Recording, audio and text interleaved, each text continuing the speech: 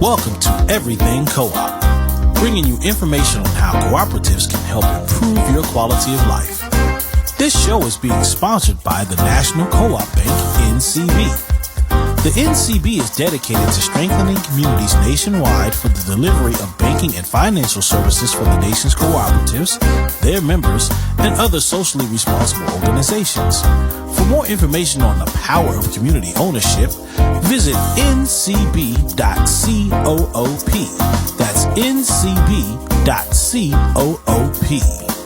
Now stay tuned for your host, Vernon Oakes.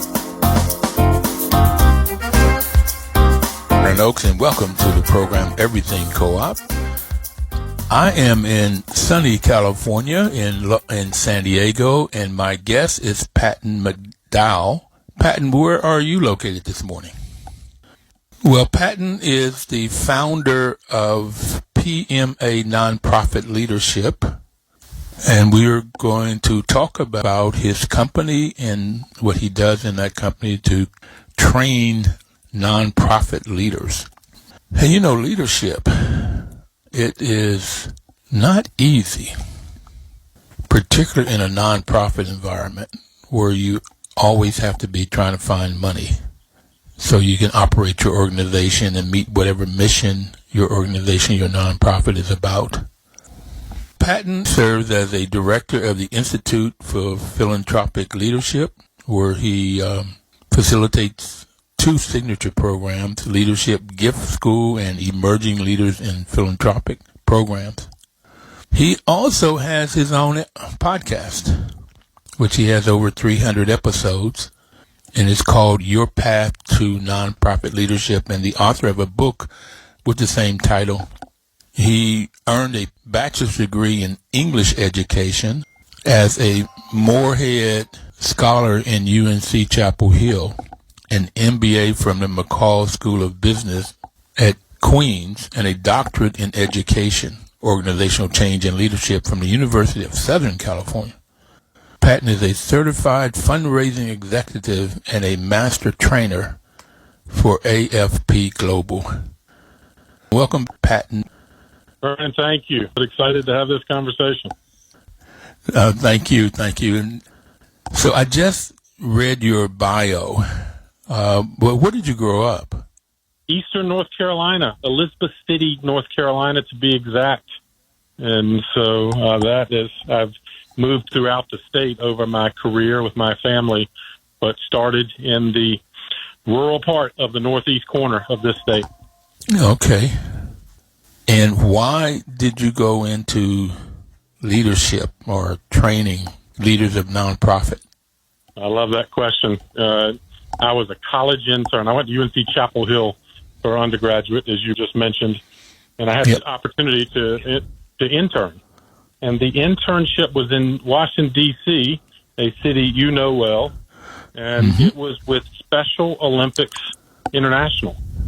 And it opened my eyes to the nonprofit sector and leadership in this sector because Eunice Kennedy Shriver, the founder of Special Olympics, President Kennedy's sister, started the organization back in the late 60s.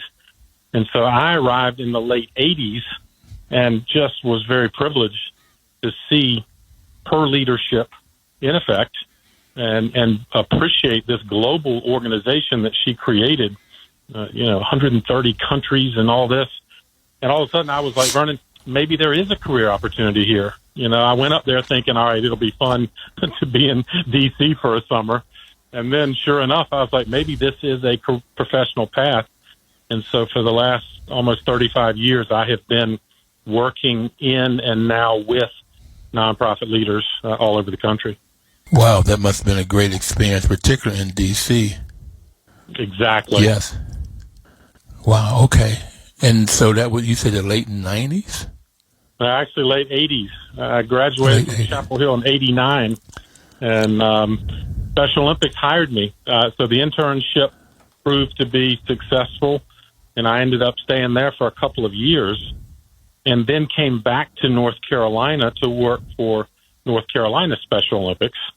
Their state office in Raleigh allowed me to work with organizations across the state. Basically, every county in North Carolina had a local Special Olympics program, but that further increased my enthusiasm for work in the sector, working in communities large and small.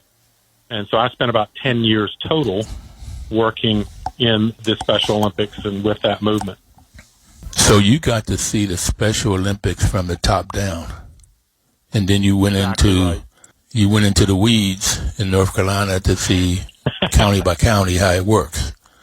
That is a great way to describe it. I saw the kind of the global vision that Mrs. Shriver brought to the organization, but then had to get into the practical aspects of running a community-based program and all of the complexities there. And it really fueled my passion for the work I do now, which I started a firm called PMA Nonprofit Leadership 16 years ago.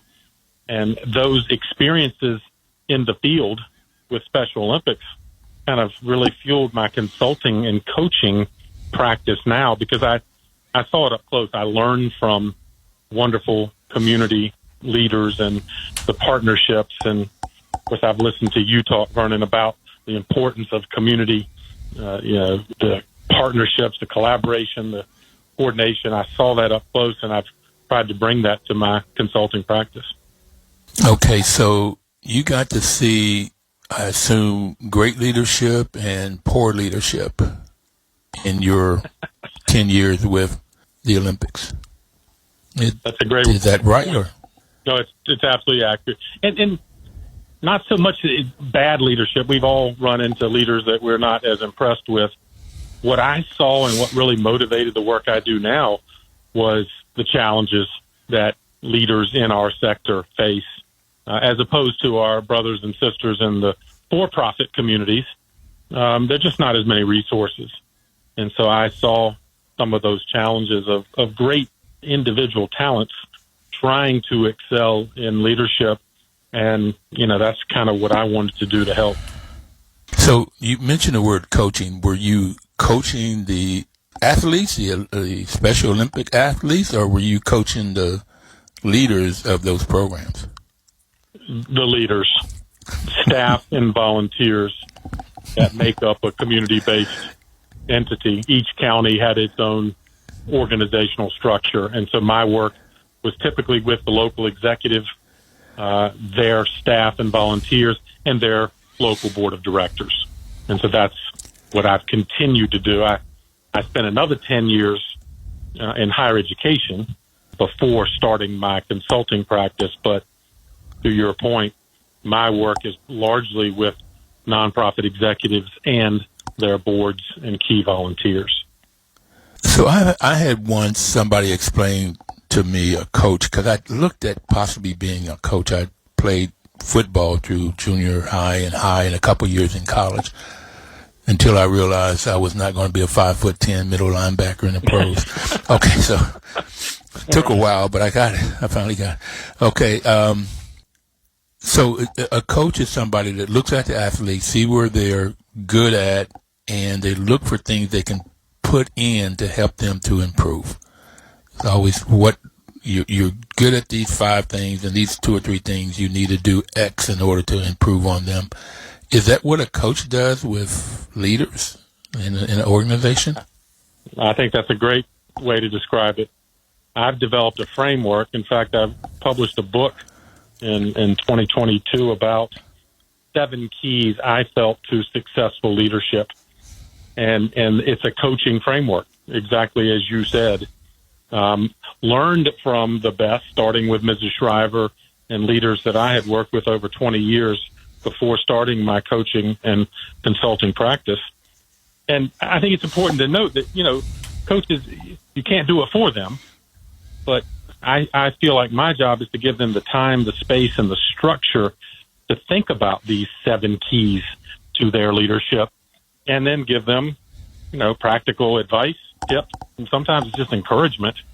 Because one of the things I found, Vernon, is it's a lonely world in the nonprofit sector in particular for the executive leaders.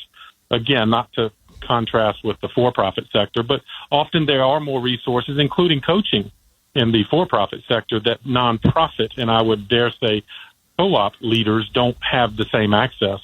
And so that's why I think, you and I both want to help leadership advance in this sector. So do you mind telling me what those 7 principles are so I can learn something here today? I'd be happy to. First thing I do, Vernon, is talk about, all right, let's identify, I call it sharpening your vision.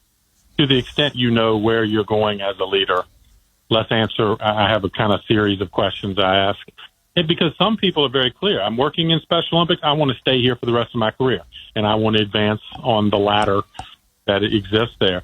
But others are like, I enjoy my work in this sector, but maybe I'd want to consider other avenues. I enjoy human services organizations or arts and culture. And so I'm helping them kind of answer the questions they can and think about what questions they still need to wrestle with. And that becomes the framework for our coaching. So number one, let's talk about sharpening your vision. What do you know that's clear to you on the path ahead, and what do you want to work on? And then step 2 is in essence assessment. I believe, and I've got another kind of framing device that I talk about, is I think there are 12 essential skills and experiences that excellent leaders need to have. You need to at least be competent. And these are some of the classics, from financial acumen to strategic planning to personnel management and so forth. But I think nonprofit leaders need to consider a similar framework. So let's, step 2, assess where you are and identify some of the areas you want to work on. And then that leads to step 3, which is building a plan. And so I kind of work with initially, let's do an annual plan of these 12 skills and experiences, Vernon. Let's say, you're really good at 4 of them. 4 of them you're competent, and there are probably 4 that you need to work on. Let's build a plan to help you elevate those skills and experiences. The 4th thing is then build your curriculum. Speaking of higher education, and this as well, I think we got to be lifelong learners. If we want to be leaders in any sector, we need to be lifelong learners. And so I encourage the folks I'm working with, let's design as if you are still in school, graduate school, whatever school it is. What are you going to work on next semester? If you need to work on financial kind of management, all right, then let's talk about what can you read, who can you meet with, what can you learn, and then think about in terms of semesters that builds you a kind of a plan for, I call it curating knowledge. What do you need to learn? Wow. Identify the resources, that'll help you do it. I'm a big fan of communication skills. And so there is kind of a module, if you will, focused on all forms of communication. Great leaders communicate well in a variety of ways, from the handwritten note to your number one donor. If in the nonprofit sector, as you know, philanthropy is huge, to the executive memo you got to write to your board of directors, to the welcoming remarks you have to make at your event, when you get up behind the podium. So a lot of my work is helping leaders be more effective and more comfortable in various communication skills and tactics. Then number 6, strategic networking. And of course, that's why I love meeting people like you. What kind of networking did you call it?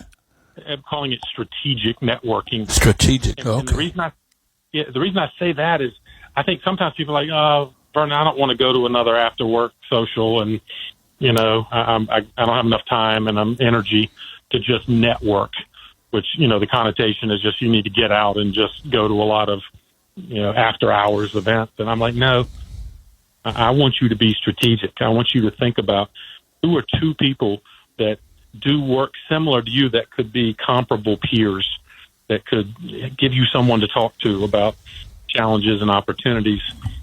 I'm also getting you to identify a couple of aspirational peers. In other words, when I worked at Special Olympics as the rookie at North Carolina, I started asking around immediately, all right, who were the best of, the folks doing my job in other states that are considered the experts? And sure enough, I had people say, oh, yeah, you need to talk to Susan in Colorado or Mark in New Jersey. And I'm like, all right, if I can reach out respectfully, build a relationship, that strategic networking has been invaluable to me, and I've found it is helpful to others. In fact, what I encourage in this module that I'm describing to you, I want people to create their own personal board of directors. Just like your organizations, your companies, your nonprofits have boards of directors that bring strategic knowledge and experience. Why don't you have one of those for yourself? And so I started doing this 20 years ago, where I'd say, all right, based on my skill set, where am I deficient? And for me, it was like I was an English major coming out of undergraduate.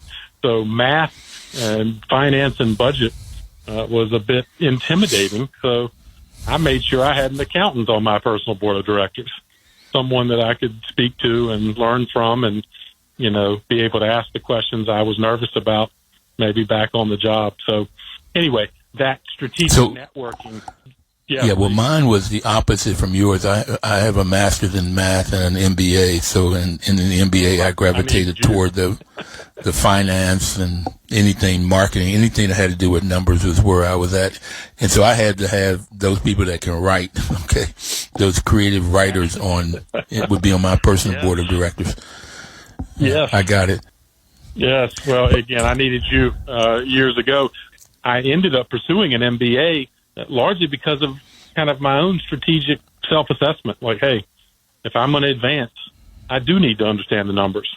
In fact, the number one, I've got a Mastermind program. I've had about 200 people go through. Many of them, Vernon, struggle on the finance side. They come into nonprofit often on the program side or even the fundraising side. But if they want to be an executive level, they do need to know the business that every organization requires. So I decided, I'm going to have to kind of bite the apple and work on it.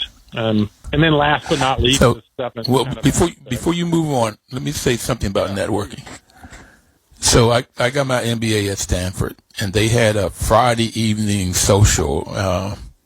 They called it a liquidity function. A liquidity function is basically a financial equation, but they use it to talk about drinking, liquidity, liquid. Okay. Right. But there was some company, Ford, McKinsey, some company would sponsor a Friday, and so it was every Friday. I had a hard time going to those because when I first went, I'm thinking they're gonna have a party. And my kind of party, being African American, was great music and dancing. A little bit of drinking, but they just sit around and I don't want to talk about white people too badly, but they sit around with drinks in their hands and they talk. And that was far from a party to me, okay?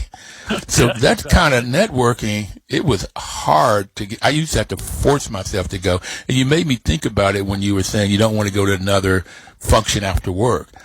But then somewhere 15 years ago or so, I redefined networking. I heard somebody else define it and I grabbed it. And that was me helping other people to get together. So when I go to a liquidity function, a Friday, any day of the week, I'm not there looking to see who I can get to help me. I'm looking at who I can put together with other people. And invariably, I get people that will help me. It's sort of like there's a different reason for me networking. Because I always felt like I was trying to sell myself and that I didn't like either. I'm there only so I can see what you can do for me. So I started going to those places to see if I can help somebody hook up two different people. I meet somebody here and I know that somebody over there is working on it and I can hook them together. And by doing that, I got to know a lot of people. And when you put two people together and they can help each other, both of them like you. Okay. So that was my way of that's my way of networking. It works really well for me. And that's the spirit, in my view, of strategic networking. You're not there just to go sell yourself in kind of a one-way communication, but being intentional, being authentic, and helping someone else is a great way to do that. Authentic. Wonderful. Okay, you were going to say one more, number 7. Number 7 is practicing leadership. And I've found, again, it kind of flows from the number 6, the strategic networking, forming your personal board, but developing relationships with someone who's ahead of you on the path, so to speak. I think we all need coaches. You know, the best athletes, as you appreciate, they still have coaches. And I encourage leaders to find someone who can be a coach to them to help them get even better. And also a reminder to help someone who's behind you on the path. I have had wonderful relationships with, frankly, more junior members in the nonprofit community, but I learned from them. It's kind of what you said, Vernon. We can learn both ways, and finding someone from a younger generation, that kind of has become my personal mission. I want to help 10,000 talented individuals excel at nonprofit leadership. And so I'm always thinking about, all right, I need to make sure I stay in touch with that. I've been doing this for a while, but there's a whole new generation of younger leaders who want opportunities. And so I'm hoping, that I can be helpful there. And so by practicing leadership, it's exactly what you said. It's reciprocated. You help somebody, and often it will come back to you in a positive way. It does work. It does come back in a positive way. It's always very interesting how it comes back to you. You're not looking for it, but it just pops up. Exactly. We're going to go into our first break, and I'm going to try to put a quick story in before. Michael Jordan, I consider the best basketball player ever, and you can get in the argument whoever he is, but and he looked at his films to see what he could put into his game that wasn't there. And what he found, he was making 40, 50, 60 points, but they were losing. He had not won a national. And what he put in was passing. He started passing the ball more, and then they won 3 championships. So it's always on how good you are. It's always trying to figure out what you can do, what you can put in to even be better. Michael Jordan. We'll be right back. I want to talk more about co-ops and how this leadership works in this co-op world. We'll be right back. Please don't touch that down.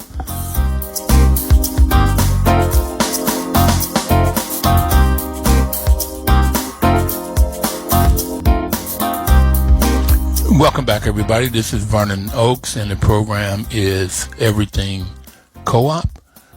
Patton, we've been on the air for 11 years now. We're in our 12th year. October, we celebrated our 11th anniversary. So, National Co-op Bank has been our sponsor for all of that time. They've been a great partner. And NCB's mission is to support and be an advocate for America's cooperatives and their members, especially in low-income communities, by providing innovative financial and related services.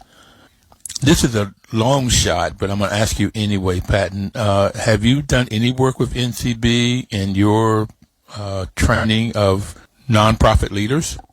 I have not, but I would welcome that. The closest I've come, I guess, is working with the credit union, North Carolina's State Employees Credit Union in particular. Again, as I have learned from you, I guess, 4 categories of co-ops that you discussed? I guess the credit union listen, is maybe huh? one of them. You listen, okay. I'm learning, man. I'm learning from you. Okay. Well, let me tell you that real quickly because you've got it almost right. There are 4. The first one is if the business is owned and controlled by the employees, it's called a worker co-op. And therefore you could have any kind of business you can think of that could be owned by the employees.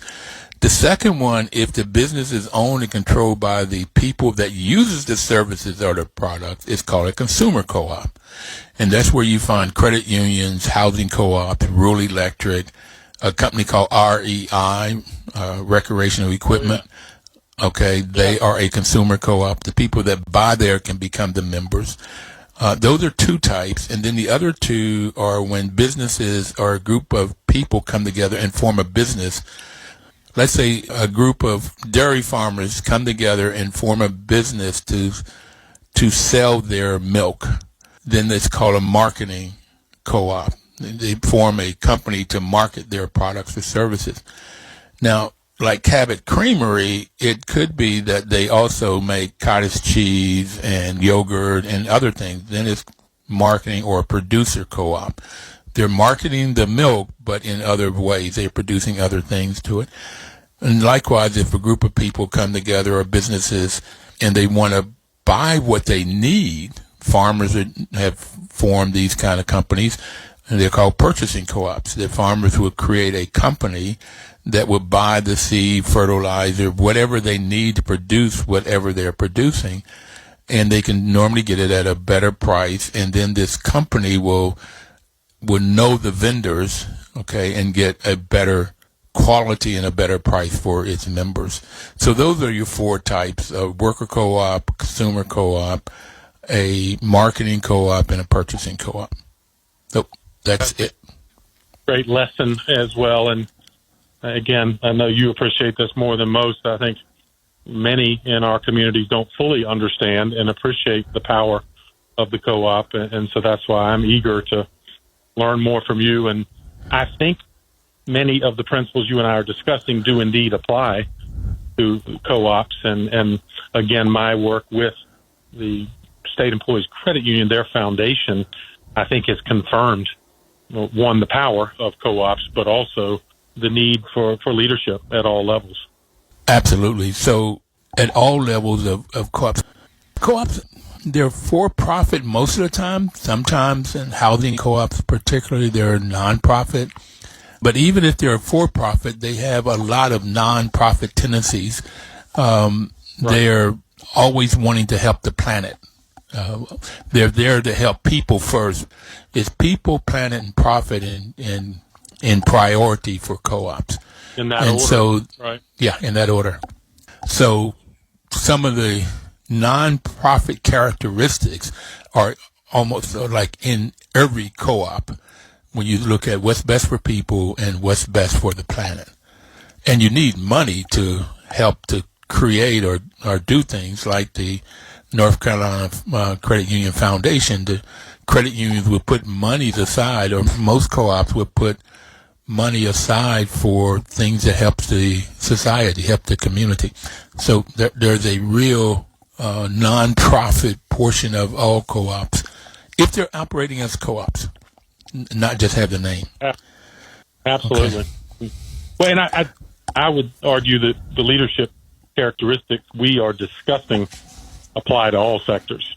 I happen to focus in the nonprofit community, but the 7 characteristics you and I discussed about good leadership and building good leadership, I think can apply to other sectors. And I've kind of looked at 3 distinct levels of leadership, and you can tell me if this applies to the co-op community, but I think it does. There's that, number 1, the emerging leader generation. There's a lot of talent coming out of schools now that want to be involved in community-based organizations, whether it's for-profit, co-op, nonprofit, whatever. They want to be involved, and how do we help them excel in that, aspiration? Mm-hmm. There's another kind of generation I'm working with. I'm calling them mid-career leaders. They like the work they're doing, but they want, they aspire to be the boss. They want to move up into executive leadership. And so how do we help them round out their skill set and experiences so they can be effective and a candidate, if you will, to lead an organization of any kind? And then third category is the current executives. And you and I were talking about this a little before we started our formal conversation, that I think it's a lonely world for many of the leaders in these community-based organizations, and they still have needs for coaching, development, and they want to get better. They want to have more impact. And so I've kind of framed my coaching and consulting with those 3 generations in mind. And again, I wonder if you see similar characteristics within all the organizations you're helping. Well, absolutely. Particularly in my life, in my world, that going from mid-career leader to an executive leader, that can be a huge bump up, and being ready for that is critical. I wanted to talk about this lonely world thing that you're talking about. I started a property management business in 1993, and I ran it for 20 years. 6 employees in the office and maybe another 5, doing maintenance work. Lonely because I couldn't get anybody else to help me make decisions. Okay. Right. This was a for-profit. I owned it 100%, and they were always worried about making the wrong decision and all of that. And that, to me, was what caused it to be lonely. And so I even tried to get them to form a worker co-op, and I would leave the business, and then no leader showed up. None of the employees wanted to be the leader. So that stopped it from becoming a co-op. But if you're in the co-op world, and particularly if you are sharing responsibility and sharing decision-making, have you heard of sociocracy, Patton? One of your episodes, in fact, you mentioned it, but I would love to have a refresher on what that means.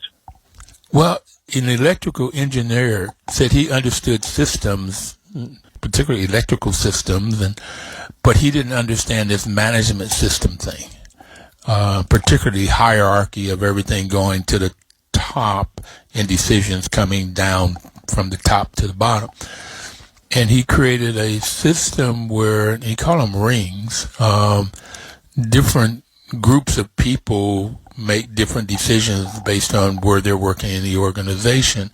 And so you may not have a hierarchy. Maybe everything is on one plane where you have these different groups of people making decisions. People in the manufacturing floor will be making manufacturing decisions, and it's some laborers making decisions.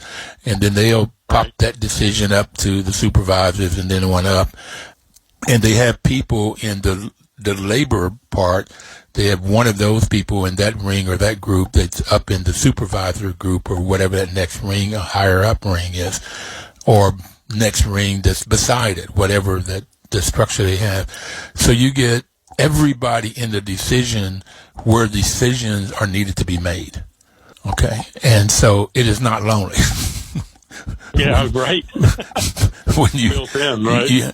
All of these different people making decisions, and then I guess you're playing more of making sure that the functions are operating as opposed to making sure decisions are made, or you're making the decision. It's a very interesting when you talk about a lifelong learner. I would suggest something you may want to put on your list to learn about sociocracy. I've had 3 classes. I will take some more.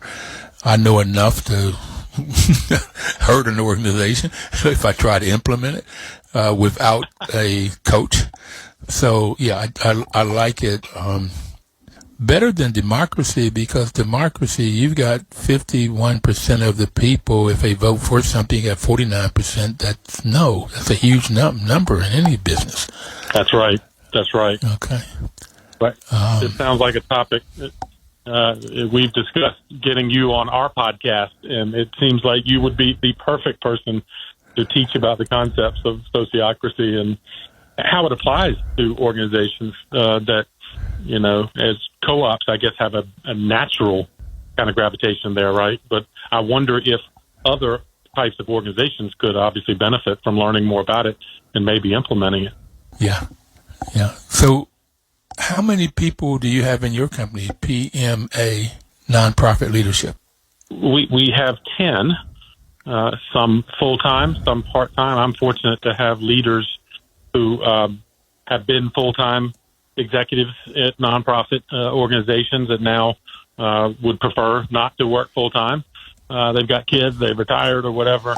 So we're able to focus in 3 areas. We kind of look at our mission to provide good content. We have a podcast and produce a newsletter and things like that, resources for leaders in our sector. Our second area, we focus on coaching and training, as you and I have discussed, highlighted by a Mastermind program that has been really my favorite coaching kind of instrument, where I'm able to bring nonprofit leaders from all over the country into a virtual setting of 7 or 8 individuals who are all trying to, move forward on their respective paths. And then a large part of our business is organizational consulting. I do a lot of strategic planning, board retreats, in some cases fundraising assessments and support. So that is what PMA Nonprofit Leadership is all about. So there's a lady in D.C. I used to be on a nonprofit board, and it's called Community of Hope. It helps homeless families with shelter, health care, and at one point a whole lot of other things, but trying to help people get, employment. Right. And I was involved in that for 18 years, and we hired this lady. Her name is Kelly Sweeney McShane. And I think when she took over, I want to say 20 years ago, the budget was $2 million. It's now like 35, 40 million. I can't keep up with it. Okay. Wow. Yeah. But helping a lot of people in the DC area. And what was interesting about her, we didn't have money to pay an executive director. And like I said, I was on the board at the time. But we went and put the ad in the paper and prayed. And she shows up. We had 12 people that applied, which I thought was quite interesting. But and this was back when you put ads in the paper, okay, okay, a while ago. Right. And she shows up with she had 7 years running a homeless shelter for single women in D.C. And she went back and got her MBA, and then her husband had a job where she traveled Europe for a year, and then she was back looking for work. And because of whatever, money wasn't her main issue, so she could take something with much less than what she was worth and build something. So I from everything you've talked about, she's somebody that has been running a nonprofit and great with raising monies and put in a 380-degree evaluation process. Just a great leader. That's an absolute great leader. I'm impressed already. I think in my, 50 years of working, she's the best employee I've ever had the pleasure of interviewing and then hiring, because the staff did it. I was the interim general manager of that, and the staff came to me and said, we got to hire somebody. The board is not doing it. And so the board, out of these 12 people, they wanted somebody else, and the staff said, no, this is who we want. They wanted her. And the staff went out to get logic behind it. And she's just been phenomenal. When you talk about leadership, I'd like to put you all together. That's my networking. Okay. Yes, thank you. Appreciate it. So tell me what you've done with co-ops and what benefits do you see of this co-op business model? Yeah, well, and obviously I'm gravitating to those that are aligned in the kind of nonprofit space, although you point out it seems to me all co-ops have kind of a greater good mentality, and there's a mindset that's good for the communities. But those that I've had some association with are in terms of purchasing for disadvantaged neighborhoods, kind of the food deserts that certainly exist here in the Charlotte region, but all over the state, all over the country. And so helping co-ops like that lift up organizations or communities that may not have the purchasing power, access to resources like housing and food. And so that's where I'm hoping to, again, and I know this is kind of my narrower focus, but I'm convinced that while there is a sociocracy involved that is so valuable to co-ops, what can we do to help the individual leaders within those communities? And that's kind of what drives me, and I want to kind of do more of that. How are you doing that? How are you getting to co-ops or working with co-ops?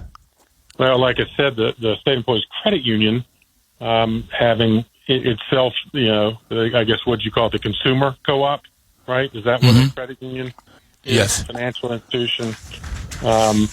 But what they have done is utilize my firm to work with organizations, some co-ops, but largely 501c3 nonprofits, helping capacity building, strategic planning, business design, raising funds in those cases that are necessary, and leadership development, both staff and board level.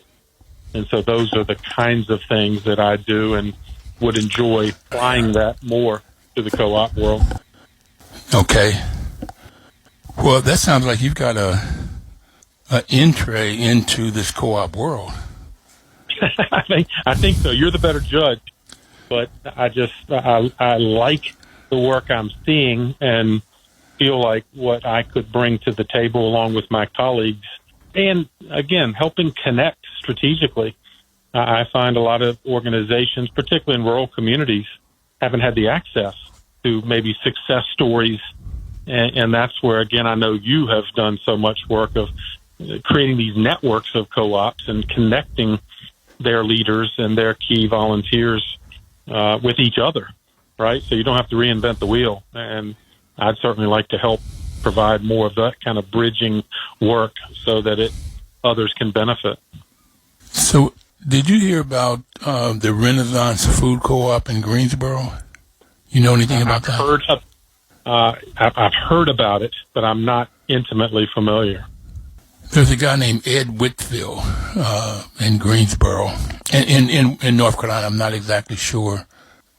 I think he even moved, but he was on air, and if you go to everything.coop, our webpage, and put his name in, you can listen to, he said why that food co-op was not successful and they closed their doors after being open for 3 years.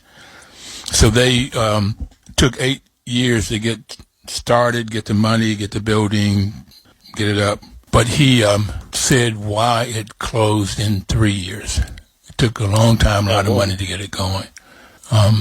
So when you talk about food deserts, it's not easy to get a co-op up and going. And then there's a conference called Up and Coming. I think it's in a September time frame that brings in these startups and help get them the training they need. The fifth principle of cooperation is education, training, and information. And that's lifelong learning about how you run a business. So it's nice to say I want to create a food co-op because of these deserts, or food apartheid is what some people are calling it. Or I don't have affordable housing, so I want to put in limited equity housing co-ops. They're affordable for a lot longer. But it takes effort and work and knowledge. It doesn't happen because of the idea. Yeah, and I think the Special Olympics, I was going to say, I think the Special Olympics would have taught that too, that great idea, but it just didn't happen. Just didn't happen. Yeah, right. Mrs. Shriver was adamant that, we do have a noble cause at Special Olympics, but you still got to run it like a business, and we still have to roll up our sleeves. And did Ed indicate, was there a key reason that he didn't feel the food co-op worked after 3 years? What was the ultimate challenge, you think? Well, I really like it when you take over and start asking the questions, and I mean that seriously. Okay. I'm a fellow podcaster. Right on. I can't help myself. But he called it the 3 M's. You had to have good management, that leadership, that you're talking about. Had to have it. They had 5 managers in 3 years. You had to have movement. The movement of getting people to, become members to start it. You had to keep that going even after you open your doors. You had to get people to change their mindset from going to General Dollar and buying $1 worth of sugar and coming in and spending $5 for fresh fruits and vegetables. It's a mindset change, but and he said the movement. You have to keep the movement going. And he called it marketing. I call it promotion. So the part of marketing that you have to continue to promote the business. It has to be in people's face all the time, everywhere. That the store is open, here's where it is, and so forth. And a part of marketing, though, is pricing, that you've got to get a price point that people in that neighborhood can buy. So, it's all of management, movement, marketing. That's the three things he found that wasn't there and needed to be there consistently.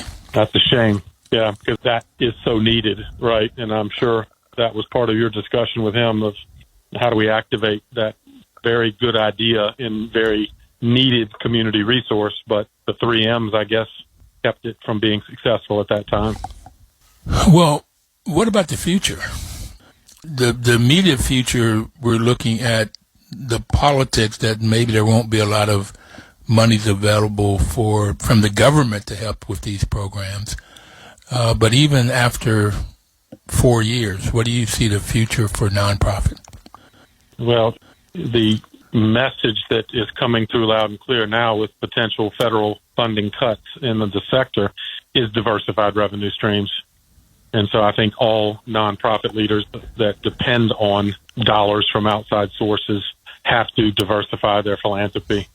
And so that is going to be a cool wake-up call for those that, especially, a huge percentage of their funding comes from the federal government. But maybe this is the time to think about what can we do to make sure we have more individual and family philanthropy behind our good cause. What can we do to get businesses, local, regional, state, national businesses behind our work? They are out there. They are funding good causes. There's also a lot of private foundations. And, of course, like I mentioned, the State Employees Credit Union here in North Carolina has a charitable foundation. And so my message now and over the next 4 or 5 years is that organizations step back, think strategically about diversified revenue streams so that they're not vulnerable to, any change, frankly, from any of the revenue streams. Take your top 3 revenue sources and think about, are you vulnerable if any of them were to disappear? To me, that's kind of the leadership lesson that I'm trying to encourage. So, in the last minute or so, what message would you like to leave people with? Invest in your leadership, in whatever role you're in. I've found those that we need good people to support the good causes that you and I have been discussing. And so I'm hopeful people will find ways to invest through coaching, through resources and other ways so that they can be more impactful in their communities. Invest, and that's not just money. That's your time, your effort. Invest in good leadership. Invest in that lifelong learning. Okay. Absolutely right. I got it. I will keep doing that. You're a good champion for that. Well, I just totally believe in it. I totally believe in what you're doing, and I just want to wish you well, and I look forward to being on your podcast. Absolutely. So there's a lot of work. A lot of people need help. A lot of people need help throughout the U.S. and the world. So, yes. Yes, indeed. And for everybody out there, we'll see you next Thursday, another broadcast on co-ops, and we'd ask you to live cooperatively, supporting and helping each other.